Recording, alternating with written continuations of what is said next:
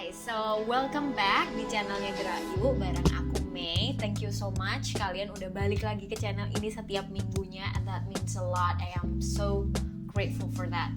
Jadi hari ini kita bakalan bahas ngelanjutin video yang kemarin tentang progressive overload. Nah hari ini kita bakalan bahas gimana sih sebenarnya mengimplementasikan si progressive overload ini kalau kalian di gym dan di rumah. Let's check it out. Oke, jadi pemahamannya kemarin kan kalau progressive overload itu memberikan rangsangan dan stresor terhadap kalian punya otot secara bertahap biar ototnya itu bisa beradaptasi dan semakin kuat, ya kan? Nah, sekarang cara pengimplementasiannya di gym tuh gimana gitu kan? Contohnya, nah di sini ada contoh program aku di cycle pertama di 1 bulan. Jadi ada 4 minggu dalam 1 bulannya itu cycle pertama. Nah, kalau kalian lihat di sini, yang pertama progressive overload-nya itu di mana? Nah, yang pertama itu benerin teknik dari gerakannya dulu. Jadi dipoles dulu. Nah, kalau misalnya let's say contohnya kayak squat. Mungkin squat kalian tuh udah bener 90 derajat lah pantatnya segaris sama kalian punya lutut. Tapi bisa dimaksimalin nggak? Bisa, dengan cara either range of motion-nya ditambah atau benerin tekniknya itu, mungkin itu udah benar. Jadi bisa ditambah nggak? Bisa diimprove nggak? Bisa. Kalau pantat kalian bisa lebih turun daripada 90 derajat tanpa butt wing itu bahasan untuk the other day ya. Jadi pantatnya tuh masuk. Kalau kalian squat, pantatnya masuk gitu. Nanti akan ada video yang ditayangkan di sini kayak butt wing-nya tuh kayak gimana. Terus squat 90 derajat tuh kayak gimana, terus improving-nya tuh kayak gimana biar kalian ada gambaran aja. Jadi yang pertama itu. Yang kedua, menyesuaikan repetisi dengan kemampuan dan fitness level kalian. Jadi step by step, either repetisinya ditambah atau bebannya yang ditambah.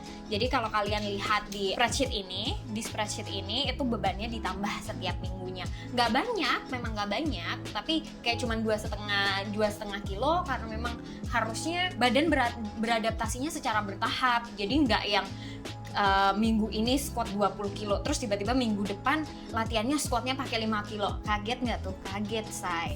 Oke, jadi nextnya range of motionnya ditambah yang kayak kita bahas di poin pertama tadi. Kalau misalnya biasanya squat cuma di 90 derajat, sekarang bisa tuh dimasukin lagi, maksudnya squatnya lebih dalam lagi. Itu juga salah satu upaya buat kalian nambah range of motion. Nah, kalau susah buat kayak dipikirin, ini ada lagi video kayak video gue kalau misalnya push up di lantai itu udah gampang. Jadi naikin range of motionnya itu gimana? Jadi push upnya pakai bar. Jadi turunnya itu bisa lebih jauh dan ditambah weightnya gradually, sama step by step, sedikit demi sedikit. Jadi kalian bisa lihat di antara dua video ini kalau memang ada bedanya gitu. Kalau misalnya turun push up di lantai akan ada limitnya lah, kalian mentok sama lantai. Cuman kalau misalnya pakai parallel bar bisa sedikit lebih jauh daripada di lantai gitu. Oke, yang kedua kita bahas, nah kalau di rumah itu gimana buat nge-progressive overload-nya.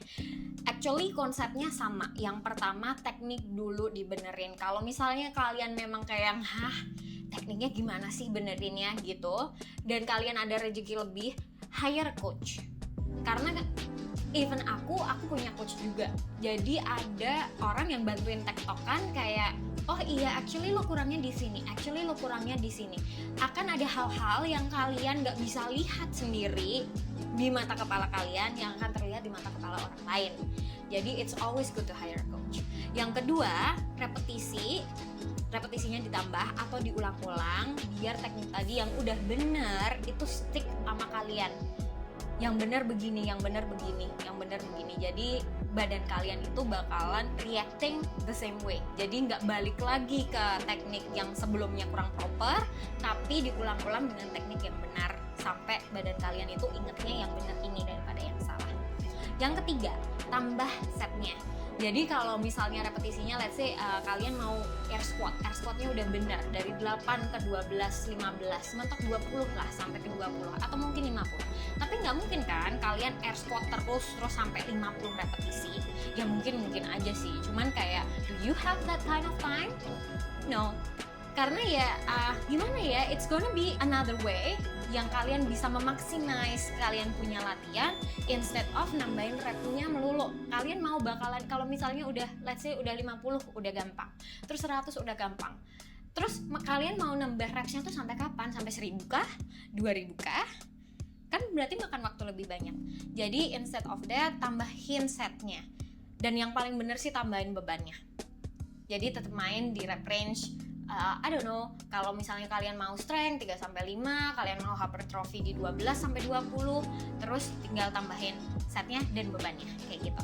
Next, itu ditambah range of motionnya. Jadi sama kayak tadi yang aku jelasin di push up sama squat. Oke, guys, thank you so much kalian udah dengerin gue ngoceh di sini. Semoga konten ini bermanfaat. Kalau misalnya kalian pikir, oh kontennya bermanfaat banget, please like, comment, subscribe, and share it to your friends. Siapa tahu teman kalian butuh.